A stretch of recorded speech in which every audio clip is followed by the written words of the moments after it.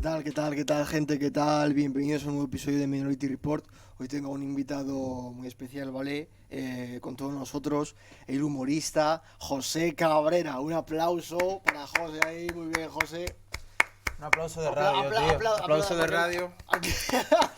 Que siempre es muy agradecido. Siempre. Compañero de profesión en los podcasts, en Cibeta Podcast, ¿sabes? Tienes un podcast que se llama Palabrotes, ¿no? Palabrotes, digo, con Carles Cuevas y Dina Robledillo. Que habléis de palabras, ¿no?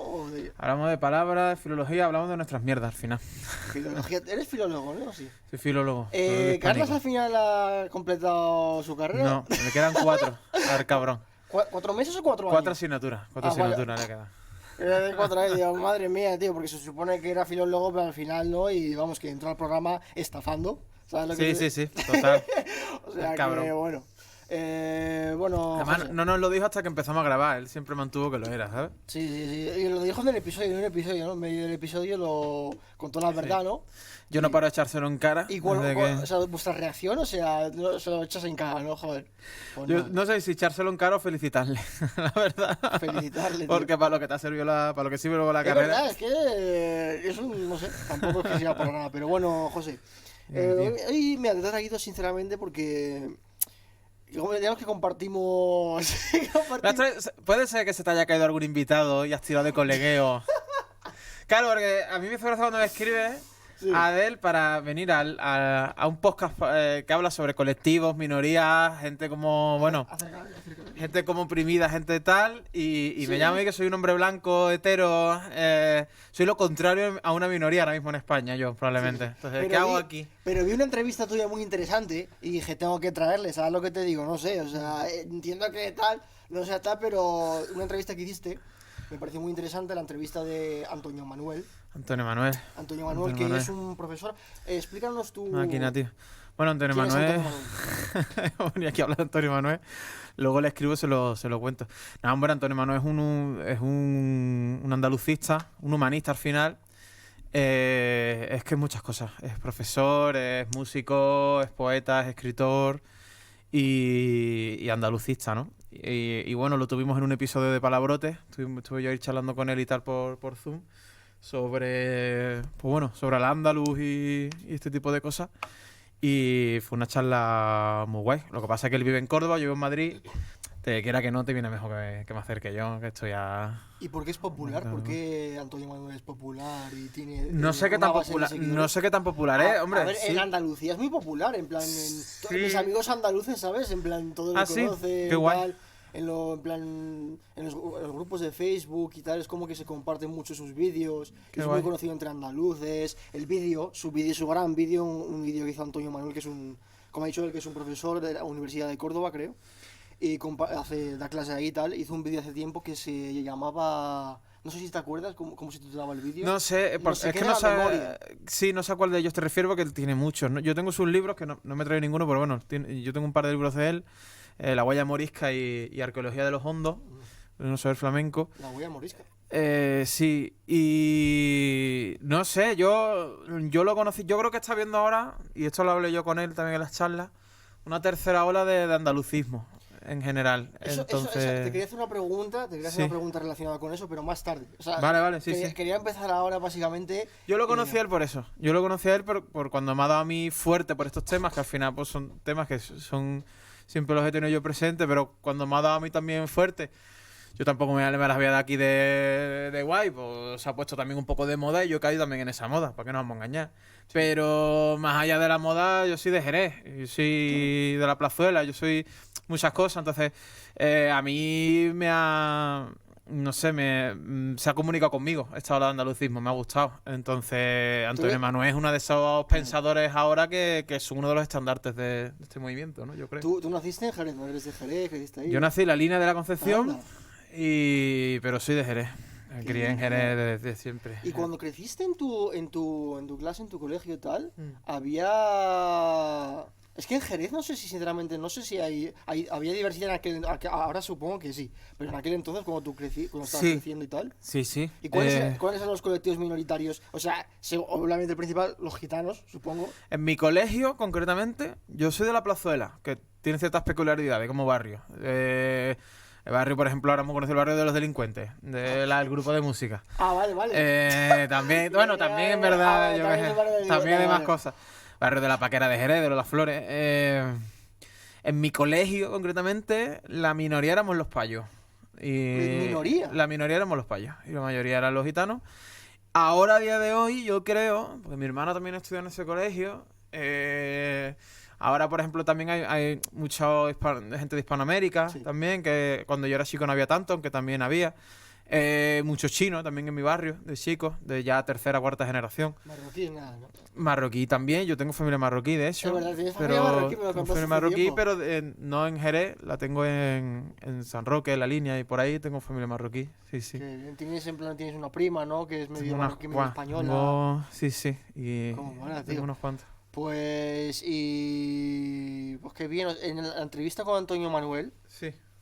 Yo a Antonio Manuel le conocí, o sea, supe de su existencia porque tengo un amigo andaluz que me pasó un vídeo. Sí. Me pasó un vídeo en el que salía un documental en el que explicaba el pasado, digamos, y lo comparaba con una amputación, porque Antonio Manuel tuvo una amputación, supongo, de un dedo. Sí. Le faltó un dedo. Y comparó básicamente el pasado de Andalucía. Sí. La historia de Andalucía, ese pasado, digamos, que no conocen los andaluces, es como que un pasado que es muy rico, pero del que un pasado, digamos, que se ignora, que digamos, puede que aposta, puede que porque no haya tanta no sé, tanta información sobre él, no sé, pero él dice que él compara ese pasado de Andalucía con el dedo que le falta, y dice que aunque le falte el dedo, él todavía lo siente. Por, digamos, la memoria sensorial, como un nervio fantasma, dice él. Es como que el pasado de Andalucía es más o menos lo mismo. Antonio Manuel es un... a ver, al final es muy... Es como que no se conoce poeta, el pasado, ¿no?, de Andalucía, pero aún así es como que los andaluces lo pueden sentir. Sí, él es un poeta, sí. Él es un poeta. Pero eso ahí es como... Eso queda muy bien, ¿sabes? Por eso ese vídeo se hizo muy viral en Facebook. Sí, y tal, sé qué vídeo dice. Es un fragmento de un documental, no me acuerdo los nombres. Si me acuerdo te lo diré y lo pones en el vídeo de YouTube y eso. Pero es un documental. No, me refiero en la cajita, si quieres, a ver si me acuerdo y lo digo. Sí, sé qué vídeo dice. Es un fragmento de un documental. Él además insiste mucho, y yo creo que, y estoy de acuerdo con él, y creo que es muy importante, y yo creo que ese vídeo, la interpretación que yo le doy, creo que iba de eso, es de la memoria. La memoria no solo como historia, sino como sentimiento y como identidad, y ¿qué pasa? Que al hablar de Al-Ándalus y de Andalucía y de tal, Al-Ándalus no es Andalucía. Al-Ándalus es una cosa mucho más compleja de lo que es Andalucía, que también es compleja, ¿no? Más allá de periodos históricos, de que si este siglo va de este siglo, no sé qué, al final lo que él insiste mucho y lo que esta nueva ola de andalucismo también estamos reivindicando y tal, es, por un lado, que somos un puzzle, que no tenemos que conformarnos con esa visión única, nacional católica, sí, nacionalista, que blanca, nos han pretendido imponer, claro, blanca, de ese supremacismo, ¿no?, nacional católico, que al final es blanco también, nos han pretendido imponer durante todos estos siglos y sigue pretendiendo imponer, sino reivindicar al andaluz como un... Es que crisol ya se me hace muy manido decirlo, se me hace como rancio decirlo, pero... muchas veces, sobre todo desde el punto de vista académico, se tiende a estudiar la historia como compartimentos estancos, ¿no? Como que de este siglo a este siglo pasa esto, de este siglo a este siglo pasa lo otro, y eso no es así, nunca es así, y luego la realidad no es así. Ni siquiera cuando ha habido conquistas tan violentas o sangrientas, que ha habido muchas, ¿no?, y sigue habiendo en la historia, ni siquiera acaba siendo así. Entonces, Al-Ándalus representa un poco eso también. Al-Ándalus representa el paradigma del encuentro entre gente autóctona, habitantes autóctonos de un sitio como era la península ibérica, en la que se produce una conquista, en la que hay durante 8 siglos una mezcla, una variedad, pues lo que es una civilización, y en la que empieza a cambiar otra vez por otra conquista, no por una reconquista. Y esa reivindicación de la memoria, de no olvidar de que esto no fue de un día para otro, en el 1492 de repente pasa una cosa, en el 1 de enero de 1943 ya se ha tragado la tierra todo lo que había antes, durante 8 siglos. Eso no es así. Y eso lo reivindica, y eso lo habla muy bien y lo explica mejor que yo Antonio Manuel, con la memoria. Eso se explica con la memoria. Porque eso puede haber historiadores que reivindiquen más una cosa, historiadores que se centren más en otra cosa, pero luego atendiendo a la realidad, atendiendo a la memoria y atendiendo a lo que somos todos nosotros, no fue así, no es así. Y esto no es de repente que estábamos aquí los españoles haciendo nuestra movida, vinieron unos árabes, nos echaron y luego 8 siglos después conseguimos volver a echarlos a ellos. Eso no es así. Ese es el relato que se nos ha vendido durante mucho tiempo. Eso no es así. Y no tiene sentido que sea así y simplemente tienes que atender a la realidad y a la memoria que tenemos todos y todas nosotros para darnos cuenta de que eso nunca ha sido así y no es así. Es muy curioso cómo se usan las palabras conquista y reconquista en cuanto al periodo del Andaluz, porque cuando vienen los árabes es una conquista, ¿no? Básicamente es una invasión, tal, no sé qué, pero cuando vuelven, digamos, los cristianos logran, digamos, echar a los musulmanes, se habla de reconquista, ¿no? No se usa la misma palabra.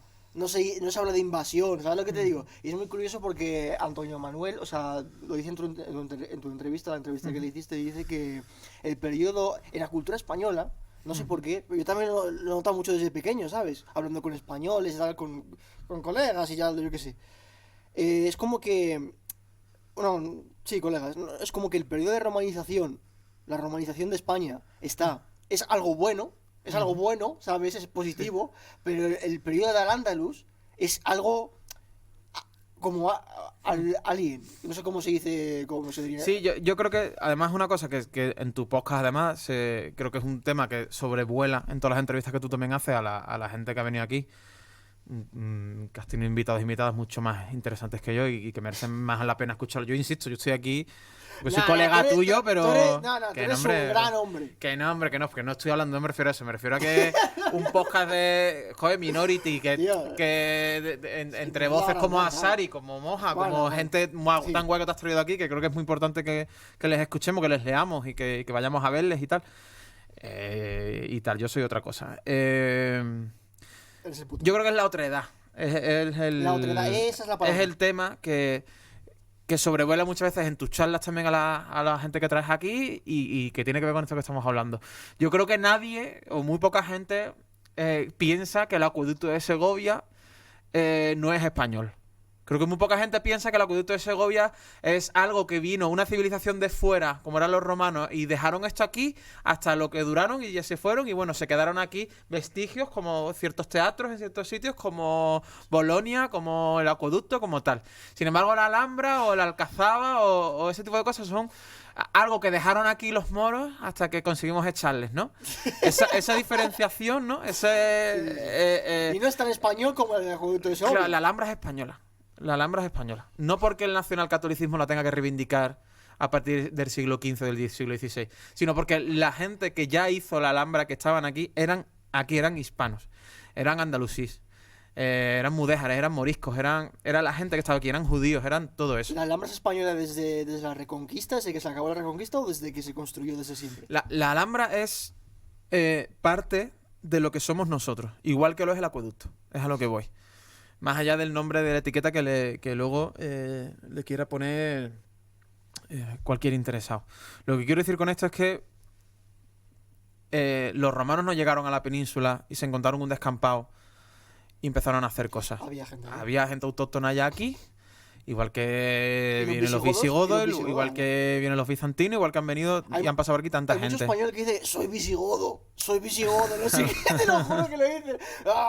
Hay peña por ahí gritando, soy visigodo. Soy visigodo. Hay gente que tiene puesto en Tinder, soy visigodo. En la bio de Tinder, soy visigodo. Nena. Y una bandera de España, soy visigodo. Soy visigodo, nena. Baby. No sé. A mí no me sorprendería que hubiese alguien fuera. He visto cosas raras, pero bueno. Pero eso, sí. Mira, te quería preguntar también, antes de entrar en la filología y tal. Qué guay, qué emocionante. Vamos a entrar en la filología. Antes de entrar. Verás qué risas. ¿Tú qué opinas Bueno, no, si no, mira, esta es una pregunta un poco salseante, diría yo, ¿sabes? Así que la voy a dejar para después. Lo voy a dejar primero. Entremos en la filología mejor. Vale. En tu entrevista con Antonio Manuel habláis de un tema, habláis de una palabra en concreto que le gusta a él, le gusta mucho, y es la palabra algarabía. Algarabía. Me gustaría, José, que explicases, Sí. según... o sea, ¿qué es algarabía? ¿Qué significa? Sí. ¿Por qué le interesa tanto a Antonio Manuel también? ¿Por qué le gusta esa El, palabra? el programa, de hecho, que hicimos de palabrotes, nosotros ya sabes que palabrotes cada programa como que lo dedicamos como a una palabra o a una expresión o algo, a un término y tal. Y en función de eso ya cada uno metemos nuestras mierdas. Carles, como dice, pues él habla de cosas de maricones, Dina habla de etimología y yo hablo de lo que me haya dado tiempo esta semana, ¿no? A prepararme. Algarabía no es otra cosa que la lengua que se hablaba en... la lengua popular que se hablaba en al-Ándalus. No es más que eso y, sin embargo, es muchas cosas. Sin embargo, es algo complejo. Es que es muy curioso porque, o sea, como tú, o sea, tú, digamos, no entiendes árabe. Pero Antonio Manuel sí es arabista, creo, ¿no? No lo sé, no lo sé. Pero he notado que yo creo que sí, ¿eh? Porque... Sí, desde luego ha estudiado. Porque sabe, Ha estudiado porque, muchísimo. y como sí, yo, sí. digamos, entiendo, es que los vídeos de Antonio Manuel, por ejemplo, el vídeo este que hice, que le hizo muy famoso, que se hizo viral, Sí. del que hemos hablado antes, las palabras que dicen en ese vídeo, o algarabía, por ejemplo, cuando explica algarabía Sí. en tu Algar y. claro, de Algar Ya. y tal. En tu podcast, o sea, Sí, yo sí. lo entiendo, ¿sabes lo que te digo? Es Claro. como, wow, tío. Es como que yo lo puedo corroborar, no sé si me Claro. entiendes. Tú sí lo entiendes, tú hablas. Claro, porque cuando él dice, por ejemplo, Algar, que es, digamos, occidente, y Sí. es verdad, porque Magreb, digamos, es Claro. la tierra del oeste, ¿sabes lo que Claro. te digo? Y Al-Arabía, que es Al-Arabía es árabe, la palabra árabe, Algarabía, es como una mezcla de Claro. Algar y Arabía. Sí, es como el árabe del oeste, ¿no? Claro, el árabe del oeste, y es como, Claro. wow, tío, ¿cómo? Es que o sea, tú eres, siendo de origen árabe no te das cuenta de estas cosas, Claro. y mira Antonio Manuel, ¿sabes lo que te digo? Y te Pero lo explico, es- es como, que es tonto soy, tío. Pero esa palabra, al ¿Sabes? final, y ese término, nos viene más a, de nuevo, corroborar otra vez el paradigma de lo que es al andaluz, de lo que es la algarabía, de lo que es puramente la cultura andalusí, que al final es de lo que también venimos hablando. Porque al andaluz no es Andalucía, es lo que decíamos antes, al andaluz era toda la península.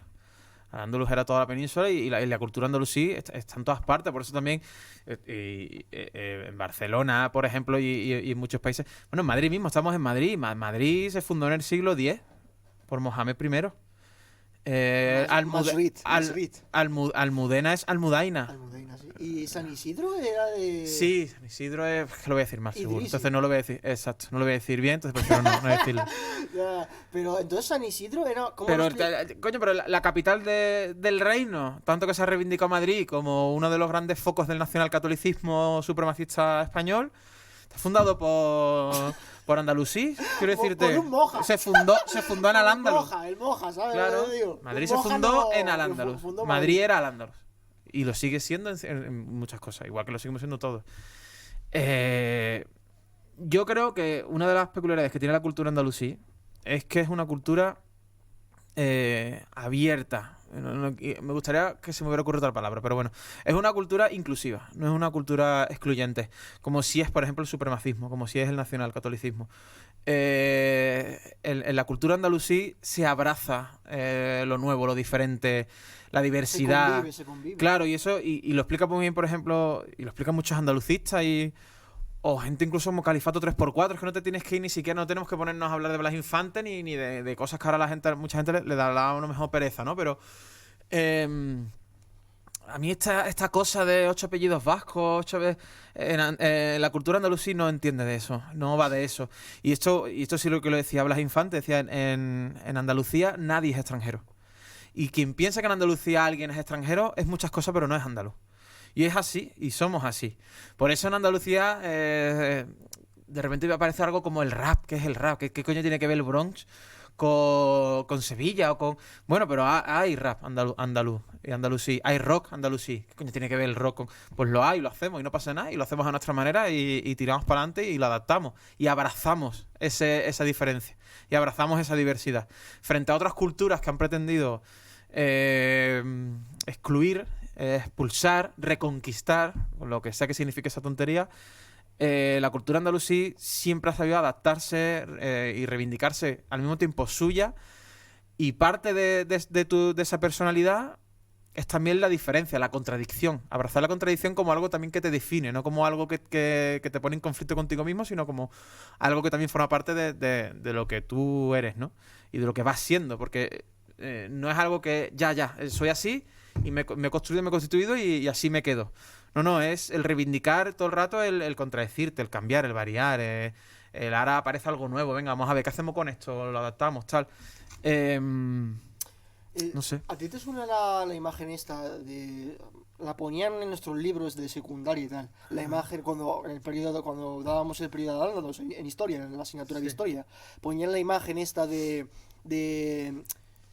que representaba convivencia, ¿no? Una imagen, me recuerda a nosotros, porque salía un tío como rubio tocando una guitarra o algo así, y salía otro como moreno tocando el laúd o algo así, como que estaban juntos, y es como que, ¿sabes? Como que nuestros libros como daban como esa imagen como un ejemplo de la convivencia que hubo en Al-Ándalus, ¿no? En plan, alguien, digamos, blanco caucásico con alguien, digamos, africano o árabe, lo que sea, ¿sabes? Es como que me recuerda también a nosotros dos, en plan... así, o sea, así también, ¿sabes? Muy curioso, ¿sabes? Lo que digo, en plan, en el 2021, ¿sabes? Lo que digo, conviviendo, ¿sabes? Hemos vuelto a la convivencia, más o menos. Cuando se estudia la historia, además, si te fijas, ¿cuánto se le dedica solamente al siglo XX? ¿Cuánto se le dedica solamente, por ejemplo, a la Segunda Guerra Mundial? ¿Y cuánto se le dedica a partir del siglo XV? Porque sí, pero me refiero a lo que voy es... si nos ceñimos a lo puramente académico, que nos puede interesar más o menos, 8 siglos, ¿no? De arabismo en la península. 8 siglos. 8 siglos es mucho tiempo. ¿Solo en un tema? Claro, solo un tema. Como si los 8 siglos pudieran ser siempre lo mismo. Solamente en el siglo XX y solamente en Europa... ¿Cuántas guerras mundiales ha habido? ¿Cuántas guerras civiles? ¿Cuántos golpes de Estado? ¿Cuántas diferencias de religiones? ¿Cuántas, no sé? Solamente en un siglo, solamente te diría de los años 40, ya ni siquiera el siglo entero, de los años 40 a los años 2000, solamente 60 años, en 70 años, ¿cuántas cosas han pasado solamente en Europa? Pero en cambio, el arabismo, el al-Ándalus, el arabismo en Europa o el arabismo en Occidente es un tema. Son 2 temas. Como si todo lo que hubiera pasado desde el 700 hasta el 1490 fuera lo mismo. Fuera un magma en el que ahí no ha habido vaivenes, no ha habido conflictos, no ha habido... O sea, porque muchas veces yo entiendo que también haya gente que diga, hombre, no se puede tampoco idealizar al-Ándalus como el jardín del Edén en el que todo el mundo se llevaba de puta madre y todo estaba bien y de repente qué malos somos los cristianos. Que nadie está diciendo eso.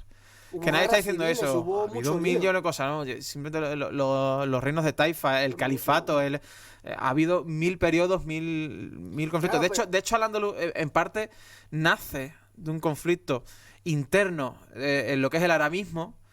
Empieza a haber una migración en el norte de África que acaba llegando aquí a la península. Al-Ándalus se independiza del califato omeya, supongo, o algo así. Claro, entonces, y acaban, y ciertas tribus exiliadas y huyendo de una persecución que venía de Siria, acaban aquí. Entonces ya de por sí es como que nadie está diciendo que todo fuera bien, que todo fuera bonito, que claro que todo tenía su luz y su sombra, por supuesto que sí, pero es que eso es lo que somos. Es que ni más ni menos. Es que no se trata de poner una cosa ni por encima de la otra.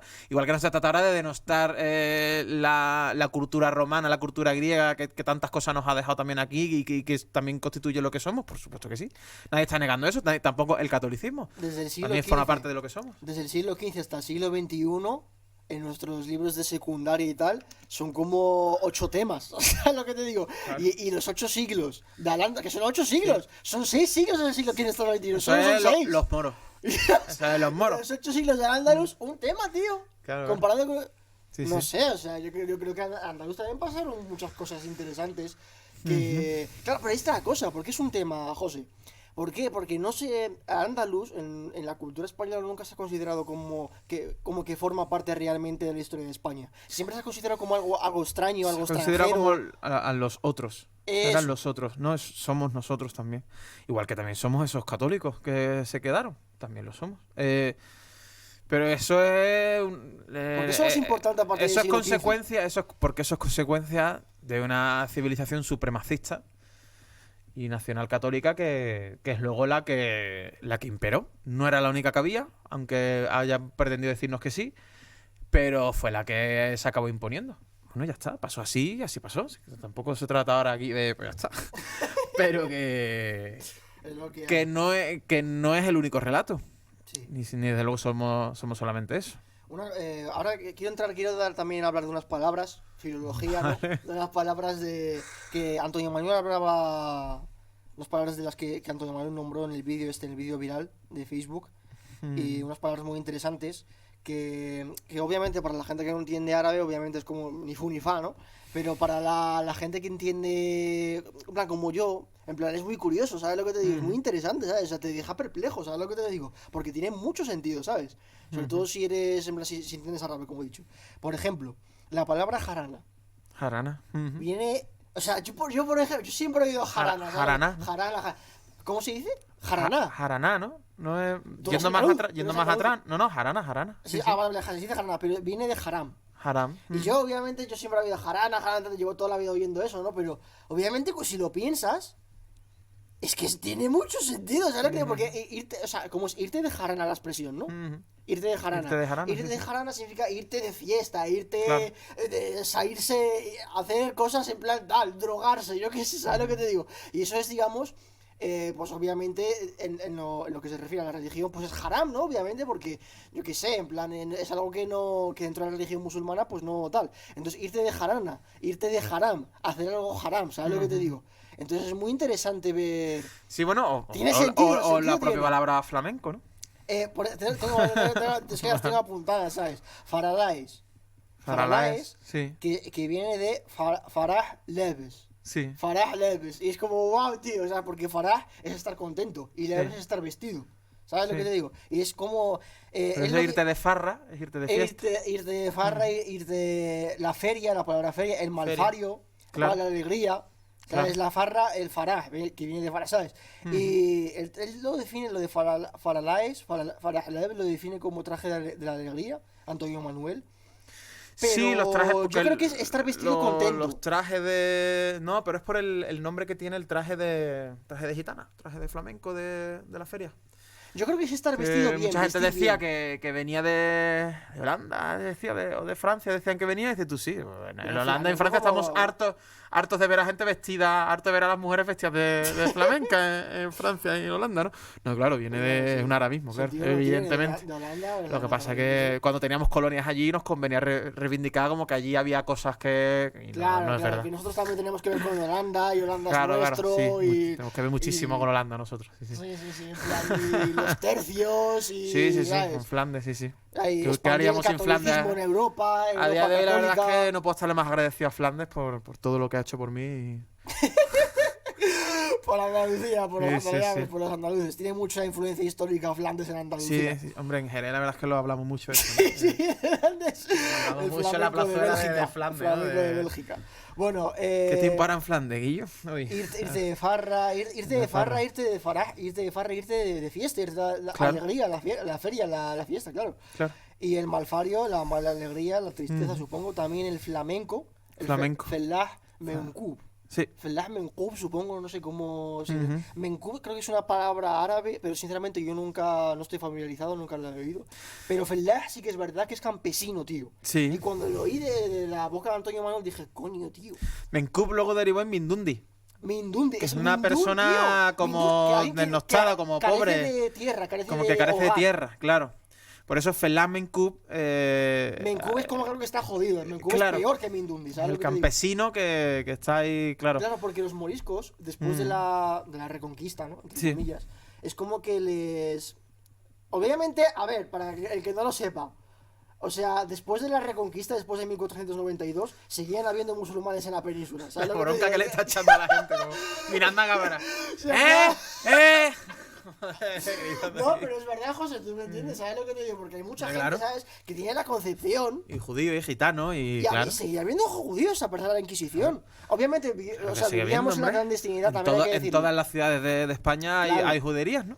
Claro, a ver, es verdad que vivíamos, digamos, un poco también la clandestinidad. por la Inquisición y tal, sí que es verdad. Obviamente es como que ya nuestra presencia ya no estaba ahí tan presente, digamos, ¿no? Pero sí seguíamos existiendo. Sí que lo estaba, y eso retoma con lo que hablábamos al principio de la memoria. En Andalucía es muy típico, ya no tanto, ya eso se está perdiendo también, por eso también es importante la memoria.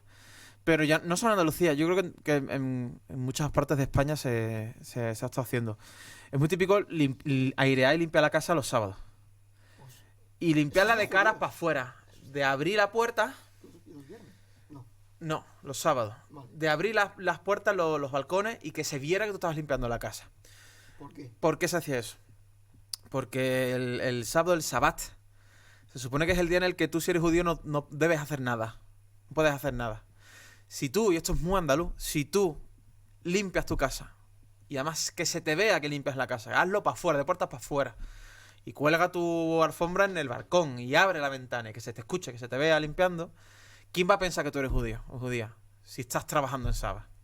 Pero a lo mejor sí lo eras. Pasa que tenías que pasar por ese aro, digamos, hablando mal y pronto, para que no te persiguieran. Claro, es un trauma, es la memoria, es supervivencia. Hubo gente que optó por irse y por exiliarse. Y está bien, y no pasa nada, cada uno tiene que sobrevivir como pueda. Pero hubo gente que no, hubo gente que se quedó. Claro, es que hay gente que son 8 siglos o más. Los viernes no pasa nada, que no es más fácil, no es tan fácil irte sin más y exiliarte. Los viernes no pasa nada, en plan no hay una tradición en Andalucía los viernes, como los viernes tendrá más que ver ya con el catolicismo, ¿no? Que con el... Bueno, el catolicismo domingo, con la cuaresma, ¿no? Y con... el domingo tiene que ver con el catolicismo. Sí. Pero o sea que el viernes, qué curioso, tío. Entonces, eso es una manera de sobrevivir también. Sí. Por eso, por ejemplo, la Semana Santa, por ejemplo, en Andalucía es muy diferente de cómo es en el resto de España. En Andalucía la Semana Santa es algo como mucho más... tiene mucho más que ver con la exaltación hacia afuera. Tiene mucho más que ver con que se vea que lo estamos haciendo. Y eso en gran parte, es una herencia también de esa supervivencia que tú dices, de esa clandestinidad, de decir, bueno, nosotros, más que escondernos, lo que vamos a hacer es escondernos, pero en su cara. Vamos a ser, digamos, más que ellos. Para que ellos no sospechen de nosotros. ¿Por qué te digo que es importante la memoria? ¿Cómo nos comemos un cocido? ¿Cómo se come el cocido? En el cocido tú haces el cocido y luego separas el tocino de todo lo demás y te comes el caldo. Y el tocino ya verás qué haces con ello. Te lo comes aparte.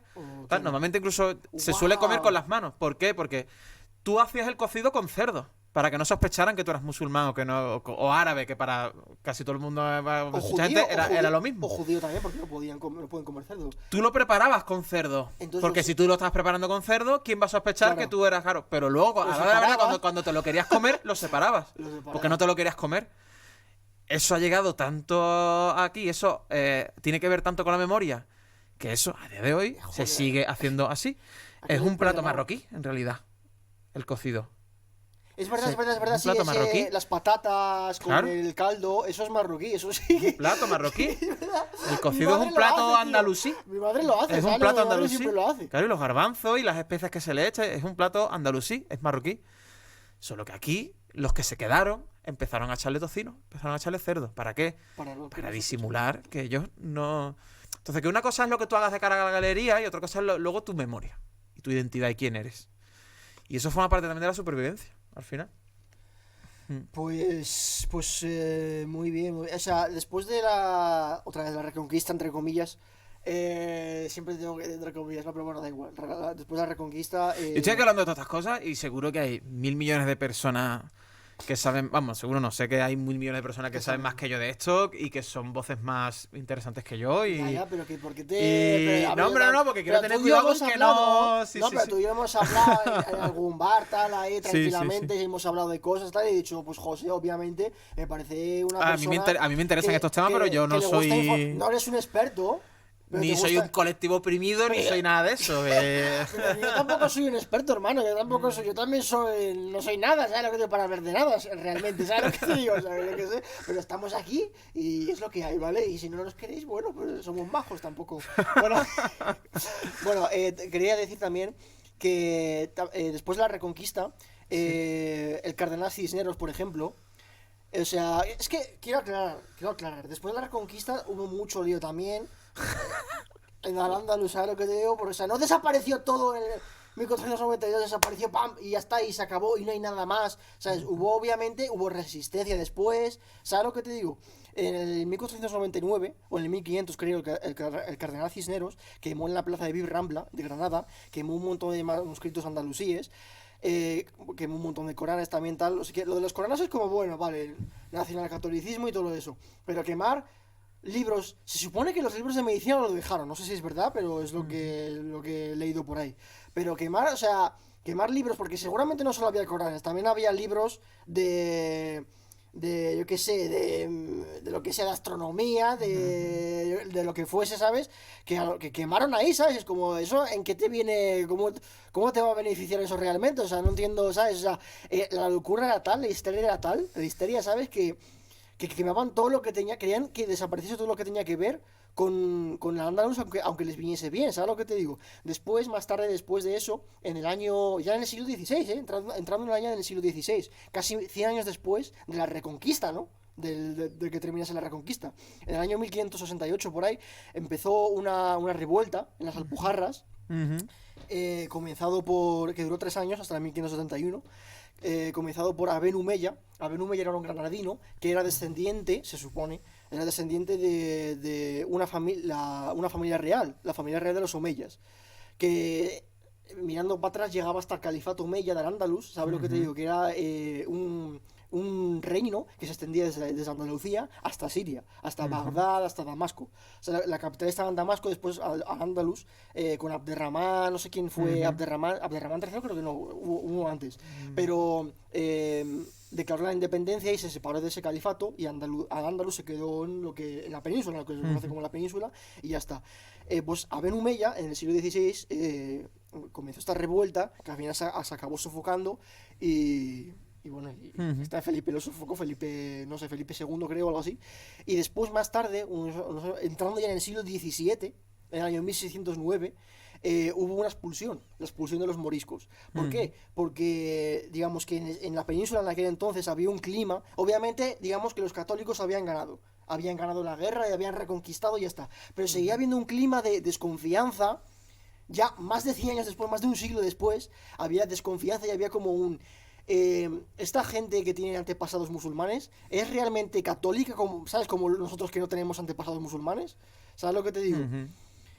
Y eso, claro, eso es muy nazi, eso de perseguir a la gente que tiene antepasados. De hecho, no creo, prácticamente esa exaltación del supremacismo y esas matanzas que se hacían, que se hacían con los árabes, con los gitanos también, prácticamente no ha tenido parangón hasta el nazismo. Hasta la Segunda Guerra Mundial. Hasta el nazismo. Prácticamente no ha tenido parangón en la historia de Europa, seguro. Del mundo, bueno. Del mundo probablemente, pero de Europa, seguro. Que prácticamente hasta el nazismo no ha habido otra prácticamente igual.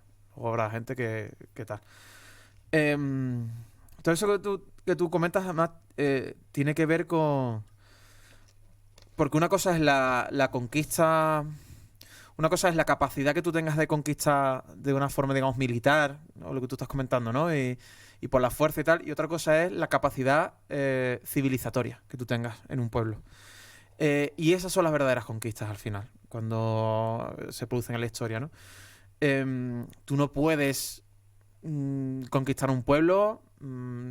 o no interesa tanto matar a todo el mundo y convertir esto en un páramo y ya iremos repoblando. Eso no se hace así. Eso no, digamos que no es efectivo así. No es la manera más... Ni siquiera desde un punto de vista económico y siendo puramente materialista, no es la manera más efectiva. Tienes que tener capacidad civilizatoria. ¿Qué pasa? Que volvemos a lo de siempre. Que esto no era una reconquista, que era otra vez otra conquista. Y claro, y es que aquí ya había gente, y esa gente no se fue ni se la tragó la tierra. Entonces, claro, 100 años después, es que son 100 años. Es que son 100 años, ¿no? Es que en 100 años tú no puedes de repente borrar lo que otra gente lleva haciendo aquí 1000 años, y no 1000 años, más aún. Entonces... Es como si llegan aquí los musulmanes en el año 2000, hace 21 años, y no consigues echarles hasta el 2781, Y hasta el 2700, hasta el siglo o sea, que todavía queda hasta el siglo XXVIII, no sé si me entiendes. Sí, sí. Y después actuar como que desde el año 2000 hasta el año 2700 no hay nada, ¿sabes lo que te digo? Eso es imposible. Hasta el año 2700 van a pasar en España. Pueden pasar en España 1.000 millones de cosas, no sé si me entiendes. Sí, sí, pero sí. Bueno. Alguna pandemia más habrá también. Seguramente no. O sea, seguramente. No sé. Pero bueno, también leí una cosa muy curiosa, tío. Que en el año 1727, después de la expulsión de los moriscos, en el año 1609, más de 100 años después, en el año 1727, en Granada, la Inquisición todavía seguía ejecutando a personas que practicaban el Islam en clandestinidad. Todavía seguían ejecutando en las plazas tal. Todavía, digamos, había una persecución. Todavía, digamos, había una presencia mínima obviamente, pero todavía seguía viviendo gente que practicaba el Islam en el siglo XVIII. Claro, bueno, y a día de hoy, ¿no? Aquí, digo, sí, en España. Nunca se llegó a perder, ¿no? Es muy curioso ver que... Pues que eso es mentira, ¿no? O sea, que todo lo que la gente entiende, la concepción que tiene la gente, incluso... Siendo sincero, también es la concepción que tenía yo. Porque obviamente te la meten, ¿no? Te la meten en la cabeza y tal. Yo pensaba sinceramente que ya está, que no podía haber nada, que se acabó y punto. Pero cuando ves estas cosas, que tienes que, digamos, que buscarlas un poco, rebuscarlas, ¿sabes? Sí. Es muy interesante ver que tío, que todavía había una minoría que todavía se quedó y que, sí, pero eso que estuvo ahí, ¿sabes? Entronca con lo que veníamos hablando al principio cuando hemos empezado a charlar, con la memoria. Las culturas supremacistas, y el nacionalcatolicismo lo ha sido siempre, las culturas excluyentes al final, que es lo que es también el nacionalcatolicismo, parte de su estrategia de imposición y de conquista es también la pretensión de borrar la memoria de sus pueblos y de usurparla y de meterte otra, ¿no? Por ejemplo, para no irnos tampoco muy lejos, el franquismo. ¿Qué otra cosa no ha pretendido el franquismo y qué otra cosa no hemos heredado del franquismo incluso a día de hoy?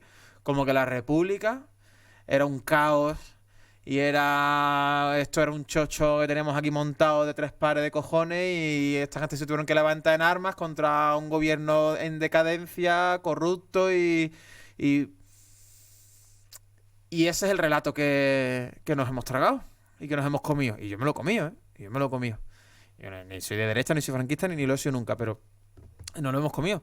Cuando tú te paras luego a analizarlo y haces memoria y muchas veces incluso comparándolo con la situación de hoy en día, tú imagínate que hoy en día, imagínate que dentro de 30 años, dentro de 80 años, te tienes que hacer una idea de cómo era España en el año 2021 solamente en base a fragmentos de Al Rojo Vivo o de titulares del ABC y del Mundo. Claro, ¿tú te crees que España era Mad Max? Claro, y tú, pues, menos mal que vino aquí Franco 3 a poner aquí orden y las cosas no son blancas o negras, y las cosas no son tan sencillas, y las cosas no son así, pues, más o menos, salvando la distancia, es lo que se ha pretendido hacer con el periodo que ahora llamamos al Andaluz, que en realidad es algo mucho más complejo y más duradero de lo que se ha pretendido luego decir. Pero que las cosas no son blancas o negras, ni son así, ni son tan fáciles. Y ni era tan malo, ni era tan bueno, ni siquiera era tan gris, sino que pues tuvo periodos. Y tuvo periodos de mucho esplendor y tuvo periodos de sombra. Pues sí, claro. Normal. También una curiosidad también. Que también es historia, ¿no? Estamos haciendo historia ahora. Historia. Muy curioso, tío, he leído también que los musulmanes que iban siendo echados de las ciudades que iban siendo conquistadas por los cristianos, digamos, también obviamente existe la concepción de que iban siendo empujados al sur, ¿no? Que cuando más al sur, más moros, y cuando más al norte, más españoles y europeos y tal, ¿no? Pero, bueno, eso se puede entender, pero es muy curioso porque se ha encontrado, o sea, con estudios de ADN y tal, se ha encontrado que en Portugal y en Galicia, en la parte occidental de la península, hay el ADN de los autóctonos que viven ahí, de los autóctonos, tiene más porcentaje, digamos que esa gente tiene más porcentaje de ADN norteafricano que alguien que vive en el sur de la península, en el este o en el norte. Y eso básicamente lo que los estudiosos y tal que han llegado a la conclusión de que los musulmanes que iban siendo echados de las ciudades conquistadas no iban yéndose al sur, iban yéndose al oeste de la península, se iban refugiando ahí, iban hasta Galicia a esconderse y a vivir ahí, a vivir, digamos, en la clandestinidad, entre comillas, o iban a Portugal, porque en Portugal la Inquisición no fue tan fuerte como la Inquisición española. O sea, hubo Inquisición en Portugal, hubo persecución, pero no fue tan agresiva y tan tal. ¿Sabes lo que te digo? Entonces, sí, yo aquí me lanzo a la piscina aquí con una cosa que bueno, que creo que tiene sentido, aunque tampoco quiero yo aquí ahora. Pero yo creo que también eso tiene que ver con que parte de los castigos, uno de los castigos que se le ponía, que los reyes católicos ponían pues a quienes ellos sospecharan que era gitano o judío o con los gitanos también hubo árabe persecución con los gitanos en la redada de 1749. Eso también hay que decirlo, porque es que no entiendo. O sea, yo lo descubrí en internet, tío. Yo lo descubrí, te lo juro, buscándolo por mí mismo, hermano. ¿Sabes lo que te digo? Sí. Y eso es algo que la gente tiene que saber. No hubo inquisición contra judíos y musulmanes y se acabó. También hubo una redada contra los gitanos en el año 1749 del siglo XVIII, en la que se intentó coger a todos los gitanos de España, ¿sabes? Y llevarles en plan a iglesias, yo que sé, catedrales y tal, encerrarles ahí, separarles de las mujeres gitanas para siempre, ¿sabes? A los gitanos se les intentó, sí, yo que sé, en plan, o llevarles en plan a trabajos forzados. Es lo que te voy a decir ahora. Parte del castigo, sí. Para que se extinguiesen. Parte del... Evidentemente, no se extinguieron. No lo consiguieron, al final lo dejaron por suerte. porque era imposible coger a todos y encerrarles a la fuerza. Parte del castigo, y esto también se aplicaba a judíos y esto, eran trabajos forzados y también eran ¿qué me sale la palabra? Remeros, vamos, en las galeras, que se iban al Nuevo Mundo, ese que habíamos descubierto, y a todo eso.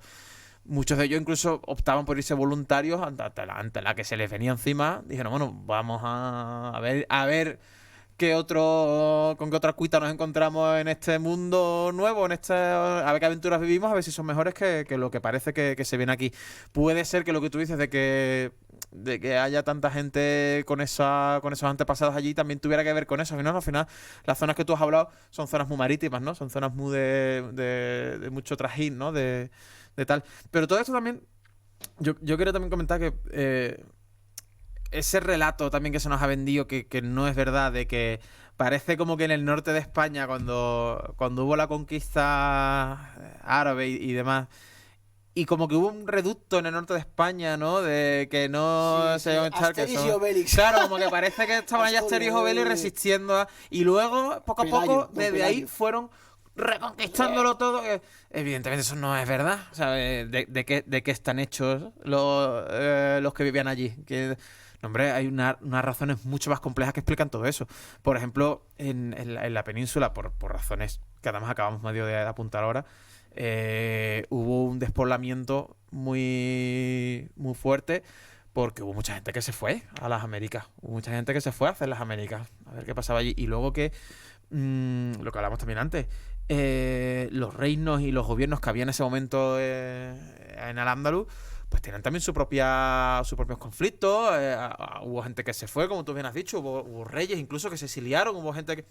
Quiero decirte que coincidió además que vinieron varios siglos seguidos en los que hubo mucho despoblamiento en la península. Eso favorece que si de repente vienen unos invasores del norte, lo tengan entre comillas más asequible, ¿no? Para entrar. Ya está, estoy aquí dando la turra. Me callo. Vale, Franco yo no soy historiador, coño. Franco echó a los gitanos de Triana. Franco echó a los gitanos de Triana y les llevó a las 3.000 viviendas. Bueno, eso no sé por qué. ¿Qué va? Eso no es Triana. Yo viví en Triana 4 años y Franco no echó. Bueno, yo qué sé. Es lo que digo. Bueno, también leí un artículo. El flamenco se inventó en Triana. Le pesa a quien le pese. Muy curioso, en Triana. El flamenco se inventó en Triana. Luego se ha perfeccionado también en Triana, en Jerez, en más sitios. Pero el flamenco es de Triana. El flamenco es andaluz. Leí un artículo también que decía que es un artículo muy extraño, también hay que rebuscar mucho para encontrarlo, en el que decía que había una villa en Castilla-La Mancha, en Albacete, cerca de, justo al lado con Andalucía, y había una villa ahí, y este artículo escribió una periodista que vivía en Francia, que dice que su padre, junto con la gente que vivía en esa villa, hace años, en los años 50, en los años 40 o incluso antes, ya en el siglo XX, ¿sabes lo que te digo? Básicamente se reunían la gente de esa villa y ella cuando era pequeña les veía. Y les veía cómo iban a un descampado y se ponían y se posaban sobre el suelo en dirección no sé, decía que era en dirección al sol o algo así. Y se posaban y se levantaban y se volvían a posar, ¿sabes qué te digo? Y yo leyendo este artículo diciendo, what the fuck, ¿sabes? Es como que me daba escalofríos también, como, wow, pero también escalofríos en plan la carne de gallina, no sé por qué, hermano.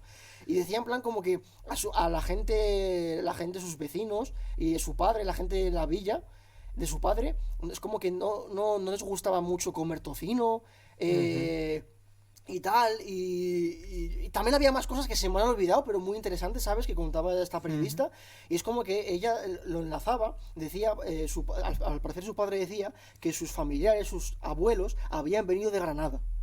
Habían venido de Granada hace mucho tiempo. Le decía a su hija, tus abuelos nuestros abuelos vinieron de Granada, no sé qué, no sé cómo.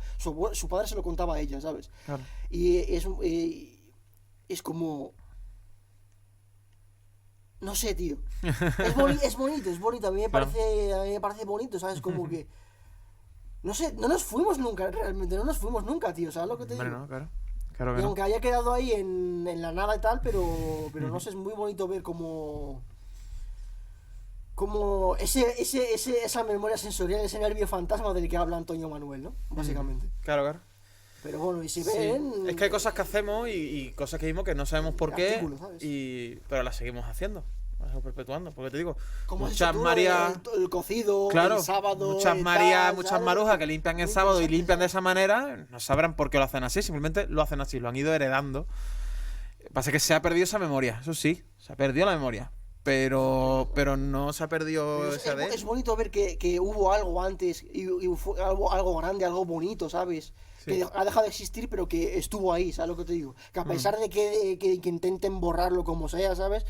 Estuvo y existió y está ahí, ¿sabes lo que te digo? Y que dejó huella, que fue tan grande que dejó huella, que logró dejar huella a pesar de todo. A pesar de una inquisición nazi, ¿sabes lo que te digo? Ya.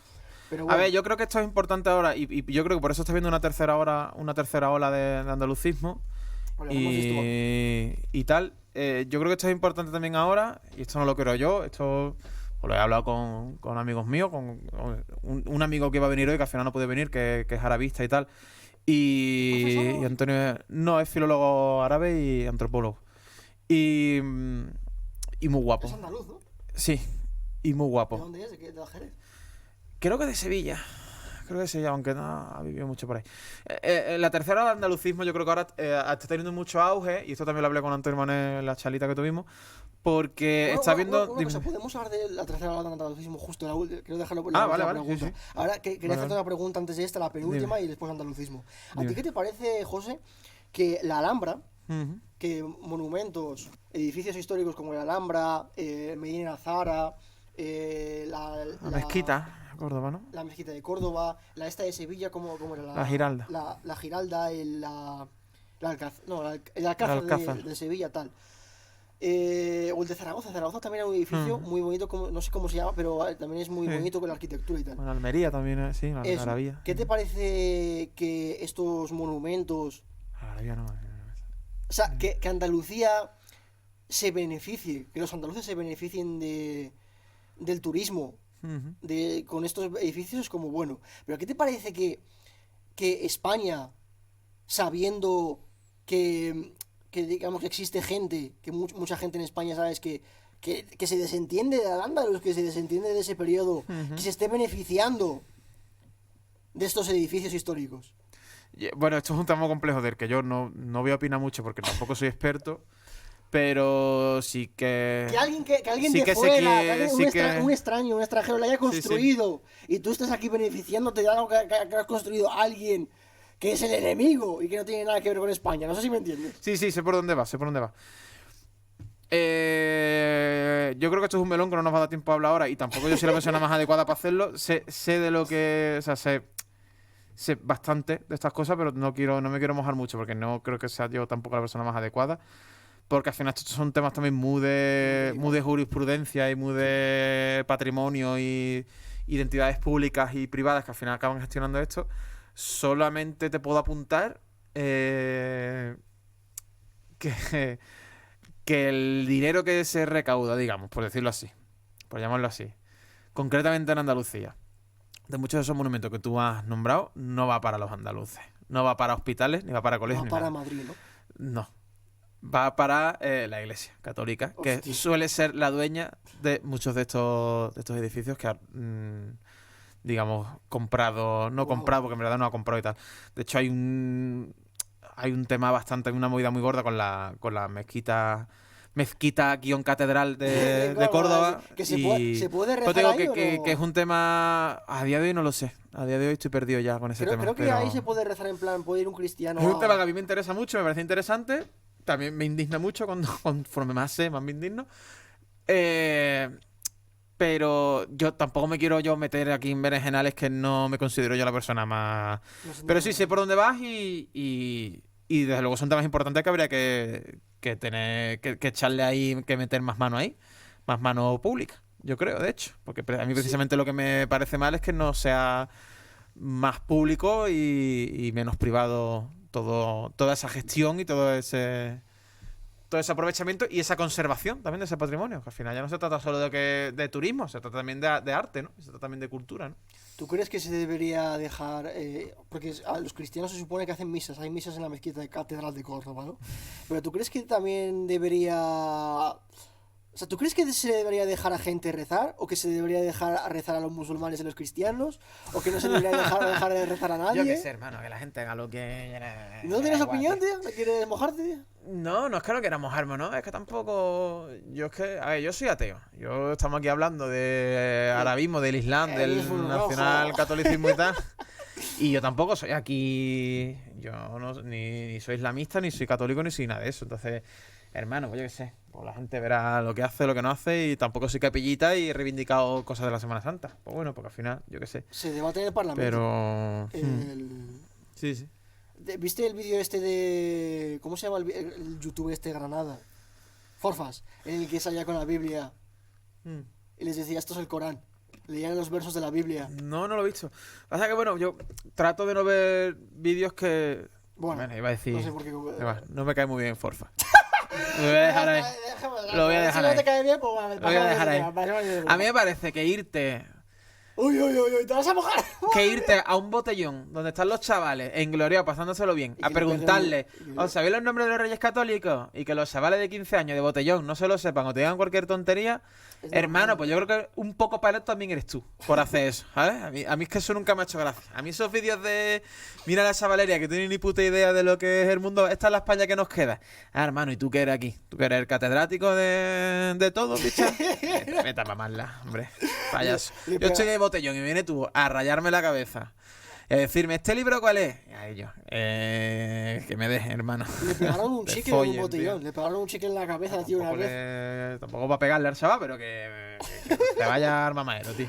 Bueno, la última pregunta. Luego se ha demostrado que era un gilipollas, ¿no? No fue ese chaval que tuvo una movida con el editor, ¿no? Que lo trataba como que era un payaso. Porque le follen, entonces llevaba razón yo. Al final llevaba razón yo. Sí. Al final tenía razón José, al final.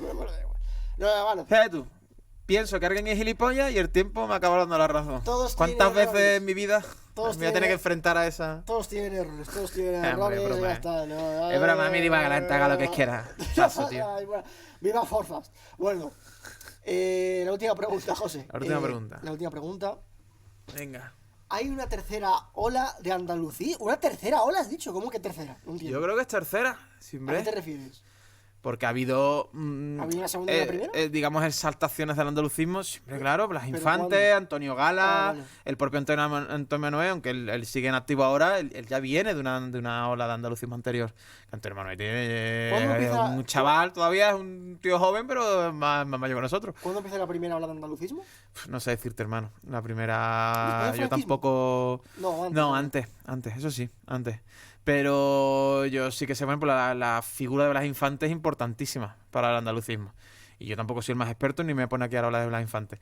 Pero gente como Blas Infante, Carlos Cano, pues ya no solo la élite, digamos, intelectual o escritores o tal, sino los artistas, ¿no? Y todo esto, pero Rafael Alberti, Lorca, todo eso es andalucismo. Todo eso es andalucismo, porque tú puedes ser andaluz de derecha, pero no puedes ser andalucista si no eres de izquierda y no eres progresista, si no eres feminista, si no eres antirracista, si no eres nada de eso. Si no eres todo eso, no puedes ser andalucista. El andalucismo tiene que ser todas esas cosas. Por lo que hablamos antes también de lo que decía Blas Infante, ¿no? En Andalucía nadie es extranjero. Entonces, ahora yo creo que sí, que está habiendo una tercera ola. ¿Desde cuándo empieza la tercera moda? ¿Cuándo empieza? Pues no sé, pues es que estamos todavía en eso, ¿no? Yo creo que cuando estás en el medio del ojo del huracán es difícil, ¿no? Ya veremos cuando pase el tiempo y lo podemos analizar con la perspectiva que te acaba dando el tiempo, ¿no? Porque todavía estamos en eso, ¿no? Todavía estamos... Y ya veremos, yo creo que ha habido un resurgimiento del andalucismo ahora ya, al margen de que sea primera, segunda, tercera, que eso al final es lo de menos. Yo creo que es importante, y esto también lo hablé con Antonio Manuel, porque, por lo que te acabo de decir ahora, porque frente al auge del racismo, del fascismo que estamos viviendo ahora en Europa, claro, también es normal que haya auges de movimientos que quieren combatir eso, ¿no? Y el andalucismo combate eso. Cada uno desde su trinchera y como puede. Y cada uno hace lo que puede. Aquí no todo el mundo no tiene por qué hacer lo mismo, ni somos todos iguales. Y eso está bien, y eso está guay. Entonces, pues claro, tío, es que frente a 100 paletos que se van al cementerio de Almudena a decir cosas de los judíos, a decir cosas fachas y nazis, a este tipo de cosas, ¿no?, que estamos viendo últimamente, pues claro, tío, claro que tiene que haber movimientos que combatan eso, ¿no? Yo ahora, por ejemplo, vivo en Vallecas. Yo vivo aquí en Madrid. Tío, yo voy por Vallecas andando, sin auriculares, y yo escucho español de millones de acentos. Escucho a gente hablar en lenguas y dialectos árabes. Escucho gente hablar en mandarín. Escucho gente hablar en rumano. Escucho gente hablar en caló. Y es que eso es lo que somos, tío. Es que eso es lo que somos. Entonces, que de repente ahora venga una gente a decir que no, que tenemos que ser una sola cosa y lo que digan ellos, además. Pues no, tío. ¿En Puente de Vallecas vives? ¿En Puente...? No, en Puente no, más para adentro. Por Vallecas, sí. Más para el barrio, para el gueto. No. Pero bueno, sí, ¿conoces el programa de Gente Maravillosa de Canal Sur? No. ¿En Gente maravillosa de Canal Sur que Gente Maravillosa se llama el programa. Me suena, tío. ¿Lo habré visto alguna vez? Un programa en plan en el que hacen bromas, digamos, hacen como... No son bromas, son cámaras ocultas. En plan, es como que ponen una situación que pueda ser racista, machista, homófoba, y entonces ven lo que la gente hace, cómo reacciona la gente. Y es muy famoso, deberías verlo. La Gente Maravillosa, es muy bueno, lo recomiendo, es muy interesante. Pero pirata, verlo pirata. Puta Canal Sur, que le jodan a Canal Sur. Jama Moreno, Chivato. No, payaso. Está en YouTube, tío. Bueno. La bandera de Andalucía, que es verde y blanca. Carbonaida. Sí, ¿sabías que se originó o sea, obviamente en el Andaluz, ¿sabes? Porque se supone que la bandera nazarí se supone que era roja y negra, según tengo entendido. Y la bandera del califato, según tengo entendido, se vio por primera vez en el siglo X, a lo mejor en Almería o en Córdoba o algo así, cuando los cristianos había batallas así y tal, y es como que se la llevaron como premio, como estándar, no sé, como recompensa, en plan, ¿sabes? En plan, como premio de batalla, ¿sabes? Y se la llevaron y es como que ahí queda registrado como que la bandera de Andaluz era verde y blanca, y de ahí viene la bandera de Andalucía. Sí, de hecho hay incluso dentro de este andalucismo que hay ahora, hay gente también que comenta que otra posible bandera podría ser verde, roja y negra. De hecho, verde, roja y negra. Claro, en un poco como en conmemoración, digamos, en memoria, por lo que tú acabas de comentar de la versión más clásica, con lo que vino después, ¿no? Sí, sí, sí. Pero bueno, que eso también es otra manera de romantizar algo que tampoco es tan importante al final, pero bueno, es que sí. También está la bandera de Andalucía con verde y blanca y con una estrella roja. Esa Sí, es la bandera claro. del andalucismo, ¿no? Tengo entendido. Supongo, bueno, esa es la comunista, esa es más la Pero- nacionalista andaluza, ¿no? pero No, los no quiero que la meta la pata ni que nadie se ofenda, pero que Mira, a los sí, sí. andalucistas de ahora siempre les veo con esa bandera, ¿eh? Sí. Con la bandera blanca con la estrella Sí. roja, no sé, ¿sabes? Sí, sí, es un poco. Se ha convertido también en un poco símbolo de lucha, ¿no? Igual que la estrella tartesa, ¿no? Y todo Sí, eso, sí, sí, sí. El acento andaluz también, o sea, el acento andaluz existe porque los cristianos cuando, en plan, cuando iban conquistando el andaluz y tal, los mozárabes que vivían al andaluz, obviamente hablaban árabe, ¿no? Eran cristianos, pero hablaban en árabe. Y cuando empezaron a aprender el castellano, es como obviamente por el acento, pues obviamente no hablaban el castellano como alguien de tal, ¿sabes? Es como que por eso se quedó y obviamente los musulmanes que se convirtieron al cristianismo y se quedaron aquí, ¿sabes? Que hablaban árabe también. Al aprender castellano, pues se quedó ese acento, el acento que hay ahora, el acento Sí, andaluz, ¿no? de hecho hay sonidos que Antonio paletamente. Manuel habla de eso, Antonio Manuel. Y muchos lingüistas y tal, paletamente, muchos mesetarians dicen que es que nos comemos letras o que hay S. Es que no hacéis bien la S. Es que no Yo no hago una S malamente. Yo hago otro sonido diferente. Que en el árabe existe y en el castellano no. Yo soy capaz de hacer más sonidos que un castellano parlante. Por eso muchas veces hay gente que piensa que los andaluces somos un poco bilingües, porque somos capaces tenemos un aparato fonador que es capaz de reproducir más sonidos que un castellano leonés o tal, ¿no? Porque yo tengo fonemas que para mí están instaurados ya en mi aparato fonador, que son árabes, que vienen del árabe. Hay S's y sonidos relacionados con la S y otras consonantes oclusivas que existen en el norte de África, que existen más en Oriente Medio y tal, y solo en Andalucía, y solo hay ahí, y ya no lo hay más sitios, ¿no? Entonces eso no es que yo haga malamente una S, o que yo me coma, y hay aspiraciones, hay sonidos aspiraciones hay aspiraciones que hacemos, por ejemplo, delante de palatales y tal en Andalucía. Por ejemplo, cuando decimos quiénes, cuando yo digo quiénes, en vez de decir quiénes, digo quiénes. Esa como aspiración que yo hago antes de sacuno, quiénes. Eso es árabe. Eso es un sonido. Ese sonido no es que yo esté poniendo un error ahí, sino que es que eso viene de otras palabras, viene de otra memoria, que al final que hemos tenido de aquí, pues hablando de toda la turra que hemos dado en esta charla, pues las hemos ido heredando. No, sí, no me voy a salir corriendo, tranquilo. Bueno, ¿qué busca? ¿Qué es el andalucismo? ¿Qué busca? ¿Qué busca el andalucismo, José? ¿Y qué es ser andaluz? ¿Qué es ser andaluz y qué busca el andalucismo? También ese movimiento del que hablas. ¿Qué busca realmente? ¿Sabes cuál es el objetivo? Porque hay algún facha que oye eso y dirá, ¡ah! Puto independentistas, ya va eso seguramente, o yo qué sé, o España se rompe. O sea, yo qué sé, seguro que hay alguno que piensa así. ¿Sabes lo que digo? Entonces, ¿qué hay detrás? ¿Qué es ser andaluz? ¿Sabes lo que digo? Es que el andalucismo no es. Yo interpreto el andalucismo como una cultura y movimiento que no es nacionalista. Que en ese sentido no tiene tanto que ver a lo mejor con nuestros compadres los catalanes, que su lucha es otra y es diferente a la nuestra, ¿no? O los vascos, no me estoy comparando con ellos, no estamos comparando. Yo soy aquí representante de nadie, ni tengo por qué hablar en nombre de los andaluces, ni muchísimo ¿Se menos. podría comparar más a los gallegos, por ejemplo? Más o menos, que son... No lo sé, no sabré decirte.